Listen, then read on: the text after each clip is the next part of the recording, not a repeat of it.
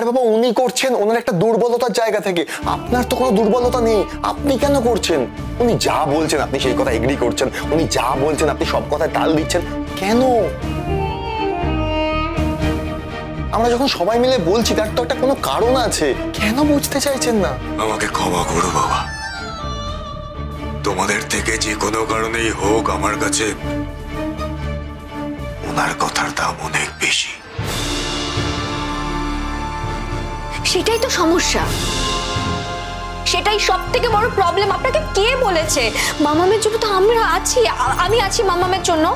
এত দাম দিতে কে বলেছে আপনাকে? তুমি এখন চুপ করো, এখানে কথা বাড়ালে কথা বাড়বে। ঠিক আছে, আপনি যখন বলছেন আমি আর কোনো কথা বলবো না। আপনার আদেশ আমি মাথা পেতে নিলাম। এবারে আর সময় নষ্ট না করে গুড্ডিকে নিয়ে তোমরা ওপরে যাও, কিছু ফর্মালিটিস তো আছে। আমার একটা কথা আছে যাওয়ার আগে। আমি চাইছি বন্ডে সাইনটা উনি করুক।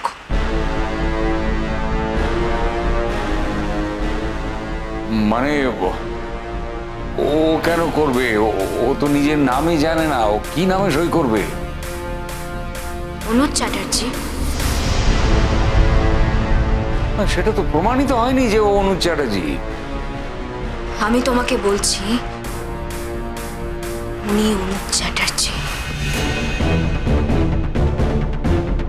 আচ্ছা তুই বলছিস, কিন্তু তার তো প্রমাণ লাগবে। এখানে তো আমার সত্যিই নিজের বলতে কেউ নেই।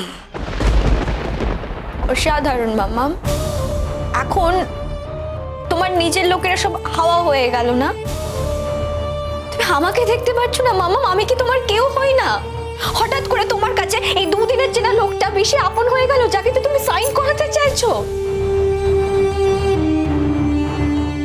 মামুনি একটা কথা বলবো, প্লিজ কিছু মনে করো না, কিন্তু এটা কিন্তু তুমি ইনজাস্টিস করছো।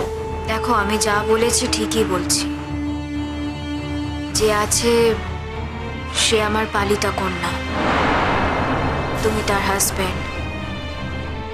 জেঠুমনি আমার এক্স জ্যাঠা শ্বশুর। নিজের বলতে তো আমার কেউই নেই। একদম ঠিক বলেছি। আমি জানি কোনো ডকুমেন্টস আমাদের কাছে নেই যে যাতে প্রমাণ করতে পারবো আমি যে উনি অনুজ চ্যাটার্জি। আমি একটাই কথা আপনাকে বলতে চাই, যতক্ষণ না কিছু প্রমাণ হচ্ছে সারা পৃথিবীর কাছে, এত কমপ্লিকেশনস না বাড়িয়ে আপনি। আচ্ছা, আমি কি সই করতে পারি? জেঠুমনির সই তুমি করতেই পারো, তবে আমার ইচ্ছে ছিল উনি সইটা করুক। দেখুন, আমি একটা কথা বলি আপনাকে, লিগ্যালিটির ভাষায় কিন্তু পুরো ব্যাপারটা আটকে যাবে, বুঝতে পারছেন তো? হসপিটালে কিন্তু এই সইটা গ্রাহ্য হবে না, সেই আবার অন্য কাউকে ডাকতে হবে। তার থেকে এটাই ভালো না যে উনি সইটা করুন। মামুনি, তার মানে আমাদের উপর তোমার কোনো ভরসা নেই, তাই না? ভরসা হয়তো আছে, কিন্তু আমার ইচ্ছে নেই। কেন, কি কারণ? মানে প্লিজ বলবে যে আমরা কি কিছু ভুল করেছি? আমরা কি কোনোভাবে কোনো রকম অবহেলা করেছি তোমাকে? না না, কোনো অবহেলা করনি, বরং একটু বেশি দাম দিয়ে ফেলেছো আমাকে। এত দাম তো জীবনে কখনো পাইনি। সবার কি আর সবকিছু সহ্য হয়? তাই আমারও এখন এত দাম, এত কিছু আর সহ্য হচ্ছে না। এত এই কথাগুলো তুমি মাম্মামকে জিজ্ঞেস করছো? বলো তো কেন জিজ্ঞেস করছো? তুমি তো জানো সবটা, জানো না তারপরেও সবটা জেনে বুঝে কেন কথা বলছো? তুমি বুঝতে পারছো না মাম্মাম কি বলতে চাইছে? মাম্মামটা আমার না, আমি চুপ করতে পারছি না। এই সিচুয়েশনের পর না আমি আর চুপ করে থাকতে পারবো না। ইম্পসিবল আমার ক্ষেত্রে। মনে হচ্ছে সারা শরীরে না কেউ আগুন ধরিয়ে দিয়েছে। আমি পারছি না। যে মানুষটাকে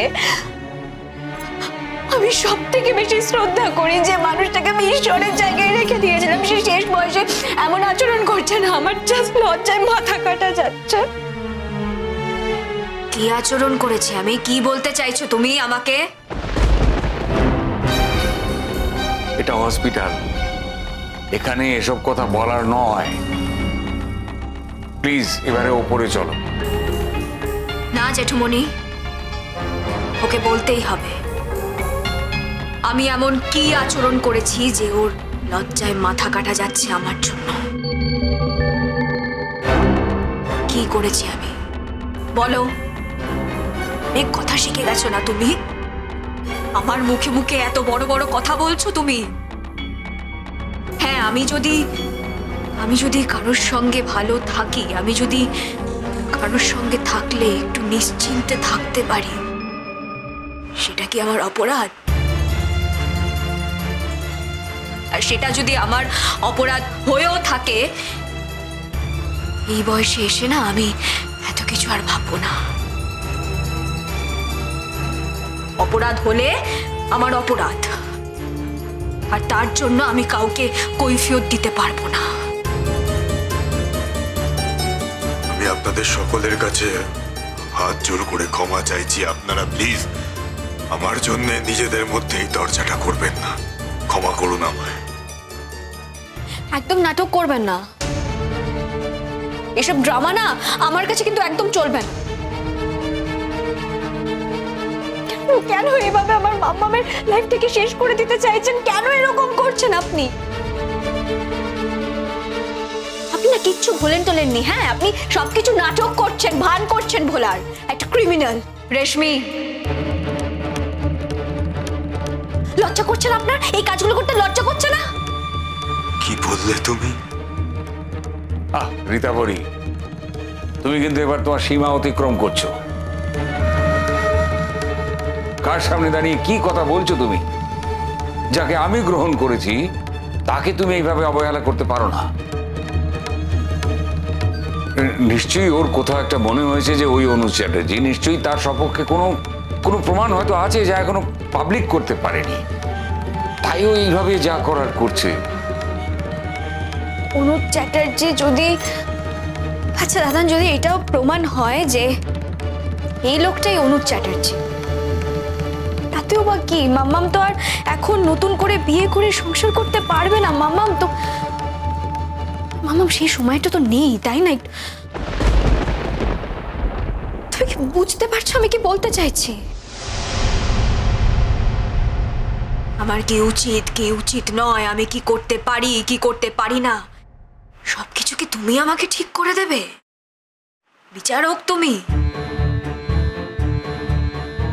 শোনো রেশমি, যে কথাগুলো তুমি বলছো না, আমাকে ছোট করছো না, কিন্তু নিজেকে ছোট করছো, নিজেকে নিচে নামিয়ে দিচ্ছ তুমি। এই কথাগুলো বলে অপ্রস্তুত করো না। যে কথাগুলো বলছো ভেবে বলছো তো কথাগুলো, যা আমরা ভাবিনি তুমি কিন্তু সেই জায়গাতেই নিয়ে যাচ্ছ বিষয়টাকে। আর ভাবারই বা কি বাকি আছে মাম্মা? কি বাকি রেখেছো তুমি? শোনো না, বলছি কি, আমরা তো একটা কাজে এসেছি, তুমি এরকম কেন করছো? আর কিছু ভালো লাগছে না ঋতুরাজ। আমি বাড়ি চলে যেতে চাই। ভালো লাগছে না, আমার কিচ্ছু ভালো লাগছে না। আচ্ছা ঠিক আছে, এক কাজ করো, তুমি বাড়ি যাও। তুমি বাড়ি যাও, আমি আছি, আমার বন্ধু বান্ধবরা আছে, কোনো অসুবিধা হবে না, চিন্তার কোনো কারণ নেই। তুমি বাড়ি যাও। তোমার কাছে তোমার মায়ের কোনো দামই নেই। এই ভালোবাসো তুমি মাকে। মায়ের শরীরের কোনো দাম নেই তোমার কাছে। তোমার কাছে দাম তোমার নিজের ইচ্ছে। আজকে মায়ের একটা ইচ্ছে তোমার পছন্দ হয়নি বলে মাকে ফেলে রেখে চলে যেতে চাইছো তুমি। তুমি আমার সন্তান। ভাগ্যিস আমি তোমাকে পেটে ধরিনি।